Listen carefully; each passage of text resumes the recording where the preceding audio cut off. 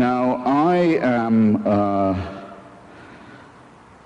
absolutely convinced that the main source of hatred in the world is religion and organized religion.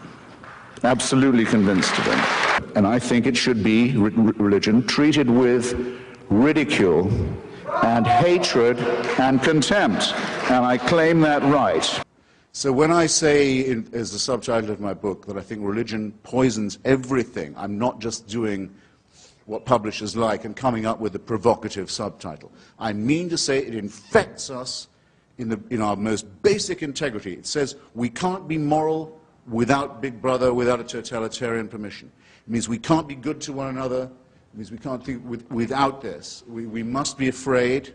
We must also be forced to love someone who we fear. The essence of sadomasochism. The essence of abjection. The essence of the master-slave relationship. And that knows that death is coming and can't wait to bring it on. I say this is evil. And though I do some nights stay home, I enjoy more the nights when I go out and fight against this ultimate wickedness and ultimate stupidity.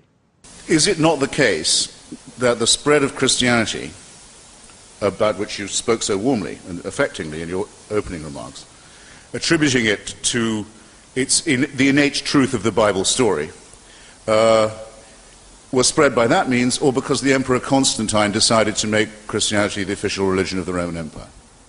Which, in your view, contributed more to the spread of the faith? The Holy Spirit. I rest my case.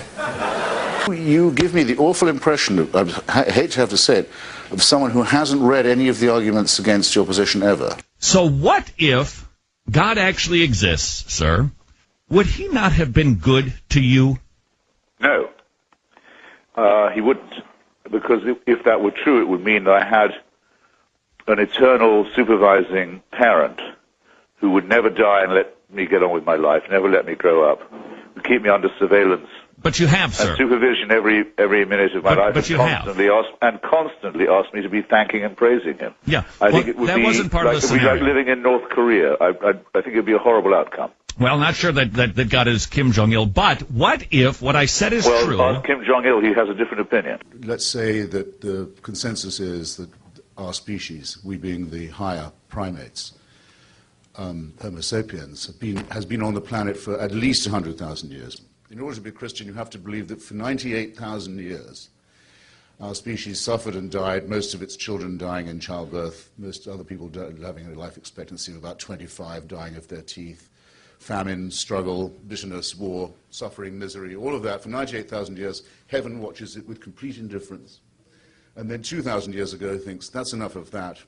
It's time to intervene. The best way to do this would be by condemning someone to a human sacrifice somewhere in the less literate parts of the Middle East.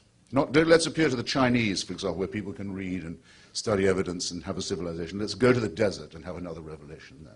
This is nonsense. It can't be believed by a thinking person. If it was true, it would have two further implications.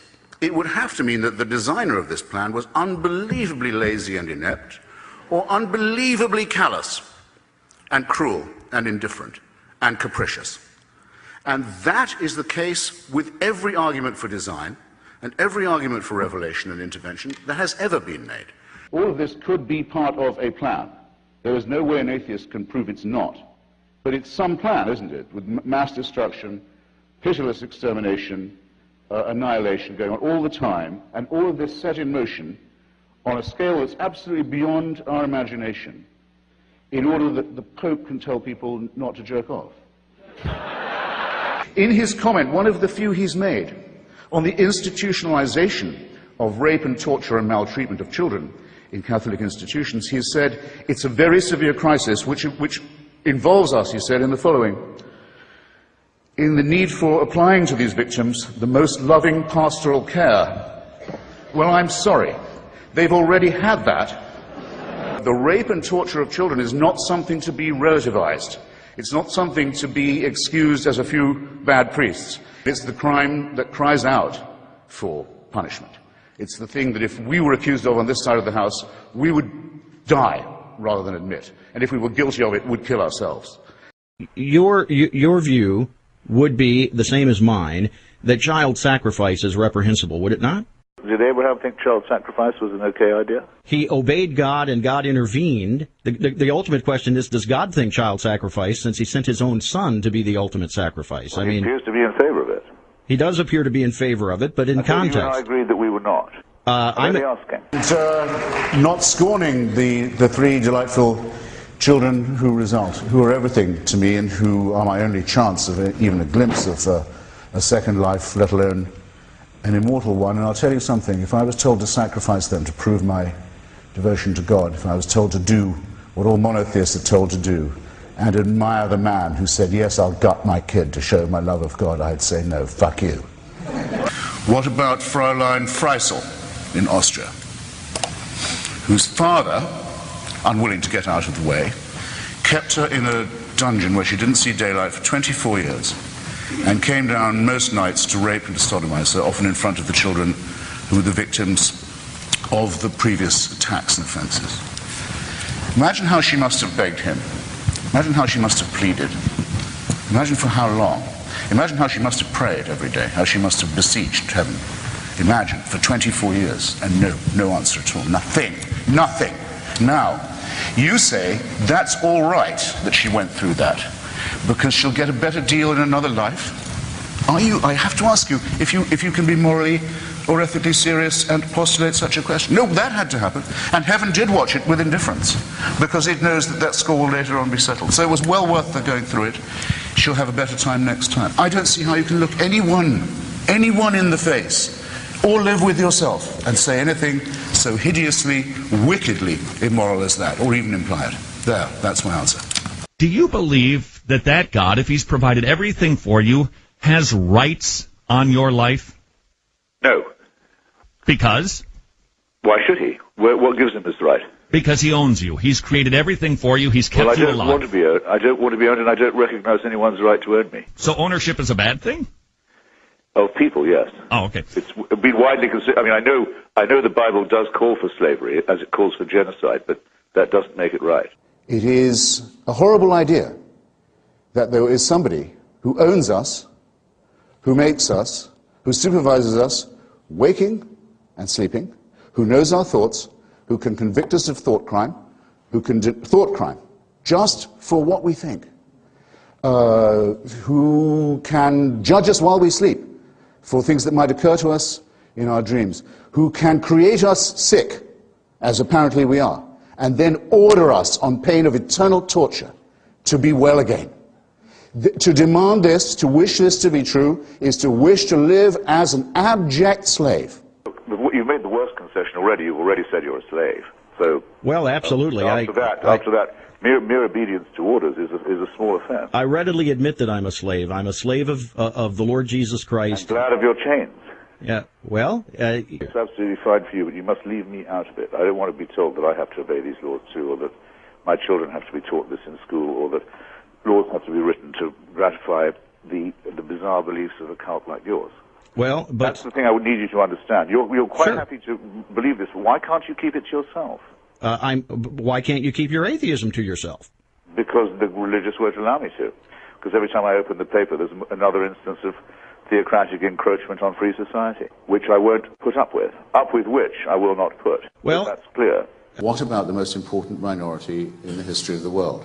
Those who have never believed in God, those who believe that an ethical life is possible without religion. We have to be insulted and outraged every day by what we see and what we read. By slaughter and murder. Slaughter and murder and barbarism and insult and superstitious nonsense. We do not reply in kind. We don't say, we'll go and kill you if you go on insulting us like this. Do we get no credit for saying this? When has anyone ever said, what's it like to be insulted as someone who thinks that civilization is a real thing? Why is it always interfaith? Why is it always interdenominational? Why can't we say that all of these cults are equal and equivalent glimpses of the untrue? I know what's coming. I know no one beats these odds. And it's a matter of getting used to that and growing up and realizing that you're expelled from your mother's uterus as if shot from a cannon towards a barn door studded with old nail files and rusty hooks. It's a matter of how you use up the intervening time in an intelligent and ironic way, and try not to do everything ghastly to your fellow creatures. I think it will one day be admitted with shame that it might have been in error to say that AIDS is bad as a disease, very bad, but not quite as bad as condoms are bad, or not as immoral in the same way. I say it in the presence of His grace, and I say it to His face. The preachings of His church are responsible for the death and suffering and misery of millions of His brother and sister Africans, and He should apologize for it. He should show some shame. There's another immoral injunction. Go love your own enemies. Don't be loving mine. My enemies are the theocratic fascists. I don't love them. I want to destroy them. For condemning my friend Stephen Fry for his nature. For saying you couldn't be a member of our church. You're born in sin. He's not being condemned for what he does. He's being condemned for what he is. You're a child made in the image of God. Oh, no, you're not. You're a faggot. And you can't join your church and you can't go to heaven. This is disgraceful. It's inhuman. It's obscene. And it comes from a clutch of hysterical, sinister virgins who've already betrayed their charge in the children of their own church. I would posit to you, Christopher, that there is no fundamental difference between what the Israelites did to the Amalekites and their surrounding neighbors or enemies than what the United States did justly in going into Iraq. Whether we did it principally for moral reasons, it certainly had a moral... Can you possibly for 1 second be morally serious as a human being and say that? Well, yes, I can. We fulfill what Iraqis did we exterminate? What Iraqis did we enslave? What Iraqi virgins did we keep for our soldiers, having killed the rest of their families? Well, what are you talking about, sir? But That's Listen, what I said. You took up all the time for my answer with your long, rather unlettered question. Oh. If you want to get good people to do wicked things, you need religion. What do I mean by that? I mean to say that who, when they see a newborn baby arriving in their life, if anyone's ever thought, even myself, well, maybe there is something to this. Look at the perfection of this little bundle. But they said, I tell you what, though, before we go any further, we need to get a sharp knife or a stone from somewhere and start hacking away at the genitalia of this little bundle. Because if we don't, we won't be doing God's will. Now, no moral person would do such a thing unless they thought it was divinely warranted. Christopher, I've got to call you down on referring to circumcision as genital mutilation. My son cried more at his first haircut than he did at his bris. And statistically... You weren't doing it right, then. Statistically, the only long-term effect that it seems to have on people is it increases their chances of winning a Nobel Prize. I can't find the compulsory mutilation of the genitals of children a subject for humor in that way, or flippancy in that way. What if a Muslim was to say to you just now, my little girl cried more at her first haircut than when I cut off her clitoris? What would you think of me if I was to say such a disgusting thing? That a person as humane as yourself can sit here and think of that as a fit subject for humor shows what I mean. Religion makes morally normal people say and do disgusting and wicked things, and you've just proved my point for me. Well, I want to make it clear in our closing moments here, Christopher. I don't consider you an enemy. I don't consider you... But I'm very sorry to hear that. Well, I know, because you want me to be your enemy. Excuse me, you are my enemy.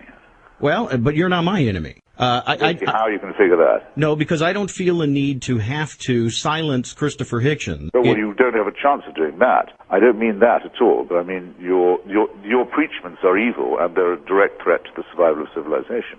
So if you don't consider me an enemy, you don't know an enemy when you see or hear one. The argument for theism, that not only can we establish this prime mover's existence, but we can show by some form of induction that he intervenes in wars, that he answers prayers, that he cares who we sleep with and in what position, what food we eat and on what days, is a ridiculous proposition. It's a claim to a truth that no primate can claim to make.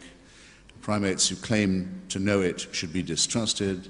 Great damage has been done and continues to be done by such people and by such ideas. You're better off thinking for yourself and taking all the risks, and I might add, all the pleasures that will come from that. The most overrated of the virtues is faith. The metaphysical claims of religion are untrue.